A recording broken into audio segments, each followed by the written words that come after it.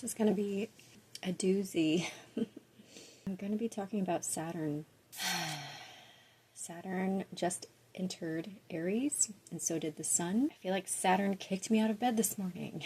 And the very first thing that I heard was something so relevant and brought me so much more peace about my current circumstances. Because we are here in the peace phase of this mutable cycle. We just had the Pisces new moon. And even all the astrologers were saying, this is not a new moon for new beginnings, okay? It felt like a strange validation of what I am doing, because what I'm changing is that new moons are not about new beginnings. New moons are about rest and peace. Maybe not always ending something, but just letting things rest. Give it a rest. That's pretty much my new interpretation of the word death.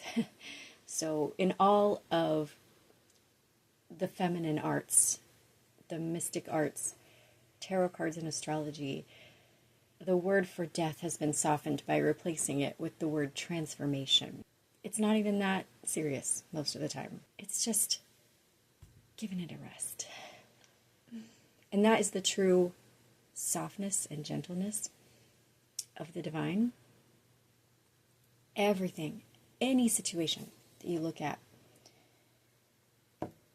there's something in us that we're just not letting rest. You can always relax a little more in a situation. We've come to say these phrases like, never put me in a situation, and do not perceive me. It's hilarious, but it's also sad. It's one of those ways that comedy highlights what we're going through in a way that isn't well expressed in other ways. We are dying from our own self-consciousness. That's the original exit from Eden, is self-consciousness, becoming aware of one's own nakedness. And that is absolutely the process of spiritual awakening as well. You learn that none of your behaviors, any of the stuff that you were trying to hide from people, was never hidden. It's in fact very obvious to anybody who knows. And in this modern age, oh my God, so many people are so, very devastatingly unaware of their obvious nakedness. I was one of them. I know this whole process. I mean, I'm literally looking at old journals from 20 years ago, March of 2006. It used to be painful for me to do this, but I have cultivated compassion and forgiveness for my own self, so I don't have to look through old writings or ways of being with shame anymore. I almost don't look at them as though they were even me, especially 20 years ago. That's how many deaths and transformations and letting things rest that I've done. I do not identify with the young person whose writings I am reading. Anyway, people think they can hide shit. Just like children think they can hide things from a parent. Well, a wise parent. I think modern kids can get away with a lot because modern parents, I mean, we've let some balls be dropped. Many, many, many balls have been dropped in the modern world. Or like angrily thrown off the castle parapet. Or just sad, like a sad, melancholic, like just let it roll off the palm of your hand. Apathy. I'm frustrated by your apathy. Does it all come down to Alanis Morissette? Alanis Morissette was my first God figure. Like, oh my gosh, this person. And then she became God in that movie. She can rebuild you. She has the technology. She can make you better, stronger, faster.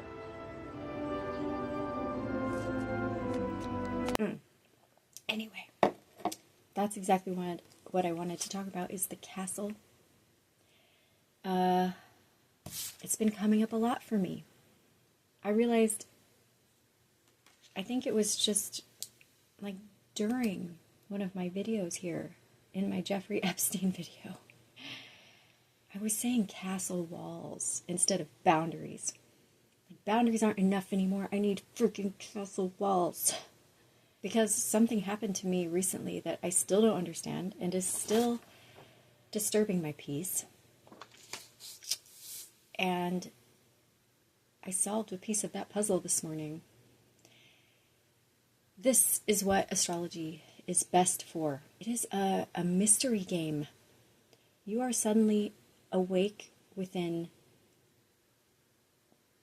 the most fun game you've ever played, putting together this multi-dimensional puzzle that is yourself and the universe that you live within. And it's a game of itself, trying to learn the rules. And there's nothing, well, okay, I almost said there's nothing punishing about it, but I did go through this situation which felt very punishing and confusing. But then some days, weeks, months, maybe even years later, something appears that makes it all make sense. And when nothing makes sense, with a tool like astrology, you can still rest in your confusion, which is what I have been doing. Because you know the reason will appear, and it will make not just, it won't just make this fuzzy woo-woo kind of sense. It will be very specific. Something very specific will be revealed. And that's what just happened this morning. Okay, so here are my castles. And again, I don't have boundaries anymore. Right now, I have castle walls. I have no intention of reestablishing a connection with more people than I've ever... Like, this is not my style. But I've been trying to learn it because women are not taught how to have boundaries, but we're also shamed for not having them, and we're shamed for having them too. There's just so much that is damned if you do, damned if you don't when it comes to being a woman. And that will occur for men also, but women have had that far worse for far longer. That is true. And I just don't care about the men and women conversation right now. What I wanted you to listen to, it's an astrologer talking about when Saturn moves into your 12th house, which is what Saturn has just done for me. Saturn and Neptune together have moved into my 12th house, Aries. And this is what happens when Saturn moves into your 12th house. Let me get this playing. So Saturn, one of its primary significations is that of it being imprisoned or being locked in a container or removed from society in a form of isolation. Really of all kinds, Saturn can signify that. But the 12th house, the house of Saturn's joy, what we call its planetary joy, also signifies this retreat into more of an isolated container or a prison. You see that a lot in ancient texts. Saturn being prisons. And these kind of castles are also very Saturnine or 12th house orientative. I talk about this often with clients that when you have a 12th house transit or 12th house activations, think about your castle. What are you retreating into? The kind of safety and protection of the walls of Saturn or the walls of your castle so that you can enjoy a 12th house transit rather than having to fight the struggles that often 12th house transits can bring. You're able to enjoy that in the container of your protected home. That is so precisely what I got forced into this because of the situation. I was working at just a job, trying to just be normal and have some more social interaction with the world. And the way things happened, it was this weird little, like suddenly I was in a chess game, and I don't play chess. I have no idea how to play chess. I would absolutely just upset the whole table that the chess game is occurring on if anybody tried to actually play a game of chess with me in any way, symbolically or literally. Anyway, that's what ended up happening. I felt like all these people were being sneaky and weird with me. It just amped up to the point where I started having kind of regular interactions with a manager that were upsetting. And this is really strange. Okay, I've had 2 waitressing jobs in the past several years, and both of them ended with a manager or owner, somebody getting upset about where waitresses were putting menus. That was the beginning of the end for both of these jobs. Like, don't do anything that's convenient for you. It's just like, it just became suddenly this very punishing attitude of, don't do something that makes your job easier. We're just not doing that because you don't get to be here and feel like your life is easy. If you're gonna be here, you have to be working. You have to. There's just this vibration, okay, in just the work ethic of people that is like, if you're gonna work, you have to not enjoy it. And it has to, I'm gonna make it difficult for you. Like, that's how the beginning of the end occurs at all jobs that I try to work out in the world. And even relationships. That's the thing, like, I don't know how to explain all the details. What's going on within people, all the sneaky shit. I just know that I end up leaving because I feel punished for taking my joy in life. I'm just not going to exist anywhere where people are like that. And this one really hit hard because I thought I was somewhere that I really wanted to be, and I really liked all the people that I was with, and then suddenly it's like this different light was cast on everything. And it came down to like a bit of gossip that was spread about me. And normally that wouldn't affect me if it was just about me. Like if someone just said something nasty about me, but they said something about something that I supposedly said, which was the exact opposite of something that I would say. And it involved another person. Like, and I could not seem to trace this back to whoever I needed to really reconcile with, because it opened up a bunch of stuff inside of me. And I was like, I have to quit. I have to leave. I'm never going to, like, it became such a quagmire in my head and in my interactions with other people that I was like, bricks on bricks on bricks. I am a brick house. Bye. I've stepped forward so many times to mend connections, and it never works. I think what I come down to, the peace that I am brought, is that, or that is brought to me, is that I just have a whole other thing going on and people don't like it. And I'm not going to pressure anybody into it. Like, I really thought it was more of a moment for astrology, and that people were actually getting on board with not just astrology itself, but a different view of astrology. And I was really focusing on trying to use astrology as a means of bringing women together in a feminine art, not just bringing women together to bitch about their lives. And that's what it always ends up being, is us feeling victimized by the world. And I can't sit in that.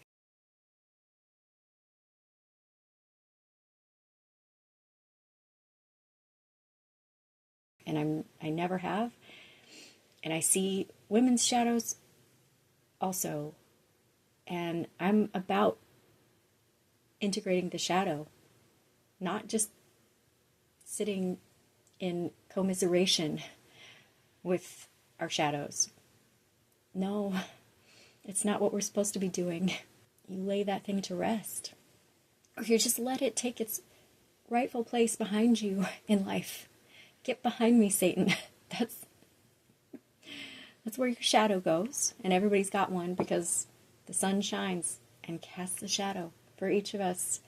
That's why we are all sinners. As we walk through life, we are going to hurt life. Life feeds on life.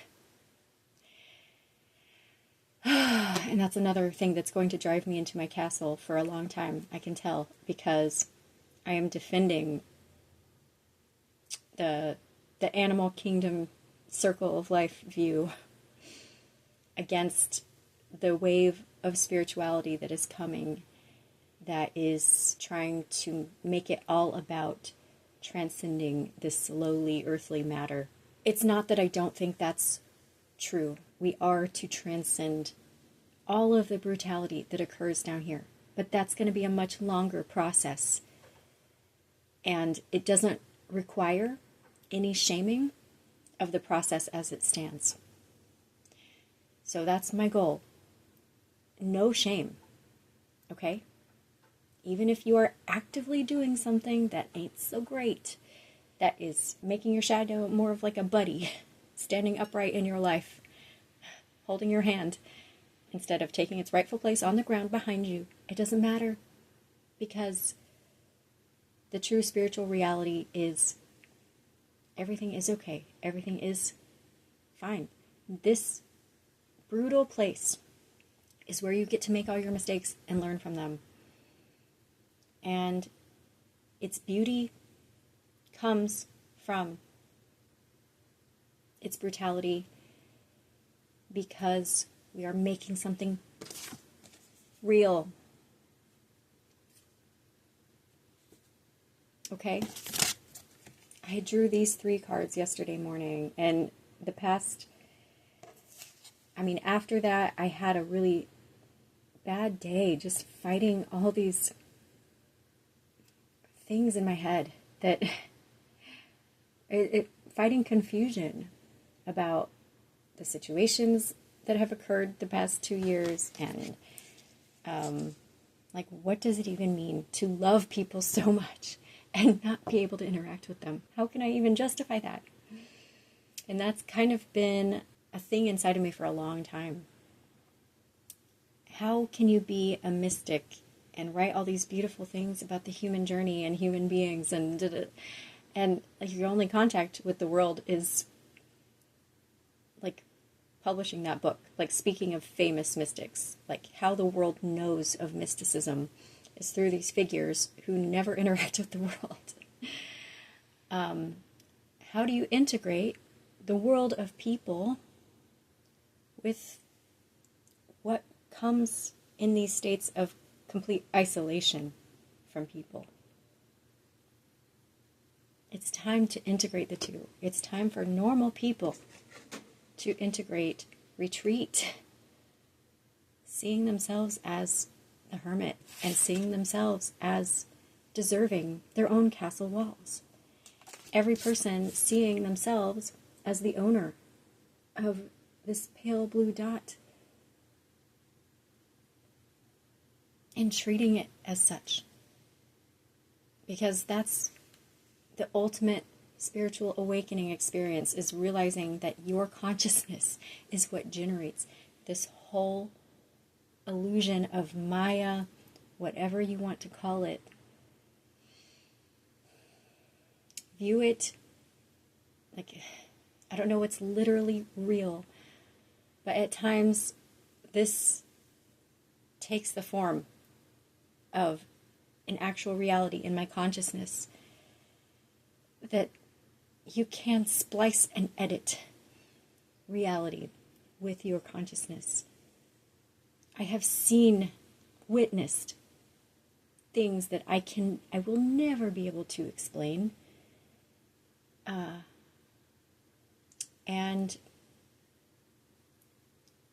I don't know. All I can tell you is that spiritual awakening is an adventure that never ends once it starts. There are going to be terrible times. There are going to be, it's a struggle some of the time but that's all going to get easier because more and more of us are doing it. So there's more camaraderie, there's more support, there's more people that can take your hand and be like, yes, this is normal, keep going. It's going to require a lot of boundary work for a lot of people, and yeah, claim your castle. You're a brick house. I don't know. I just thank God, literally.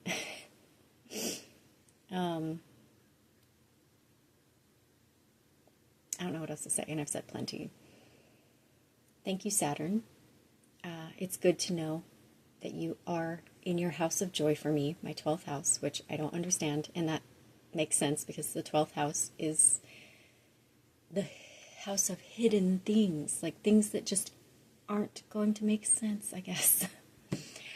Saturn even found a way to remind me of my commitments, which I am ever trying to not abandon, okay? I'm just taking my sweet ass time. There are so many things that I have not wanted to do. That is one thing that spiritual awakening will do to you. It will show you things that you have to do, that you are going to put off and procrastinate and do every other possible thing first.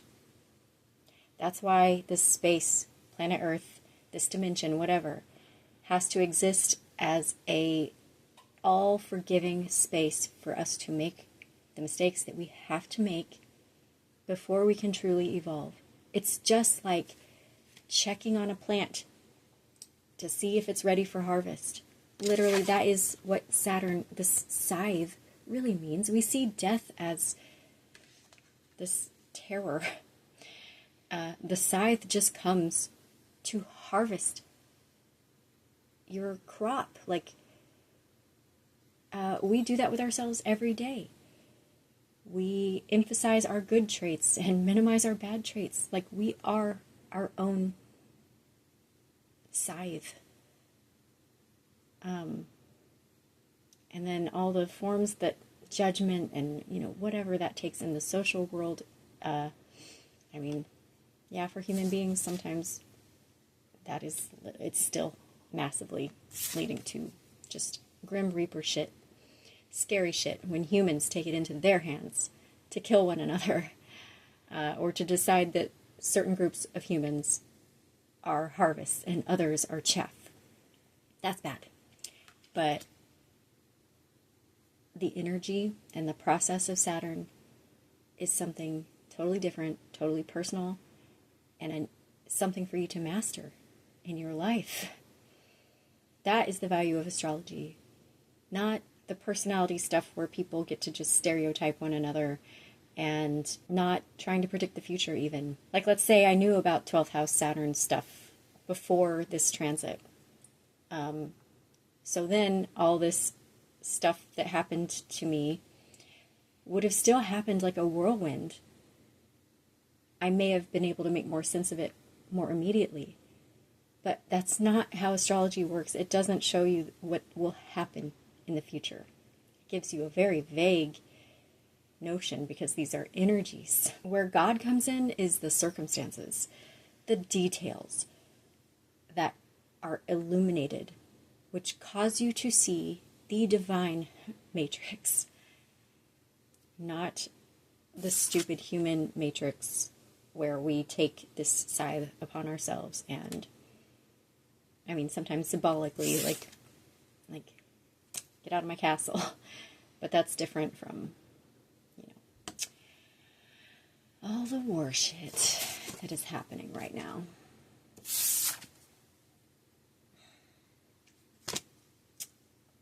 I don't know what God's doing with all that. Sometimes I am literally on the edge of my seat, like, what is going to happen? But I've been on the edge of my seat my whole life, I think, because it's an adventure. Okay, I'm done. Peace. Peace. Let's do peace. Okay? Love is always there. We don't need love right now. Ugh. That's the one thing I've always needed that I'm coming to terms. Like, Saturn is like, just let it the fuck go. It's not time. It's not a good time. Because I'm a Libra. And Libra is the opposite of Aries, where Saturn is right now. So Saturn's like, you're definitely not getting what you want. Okay, well, it's just good to know.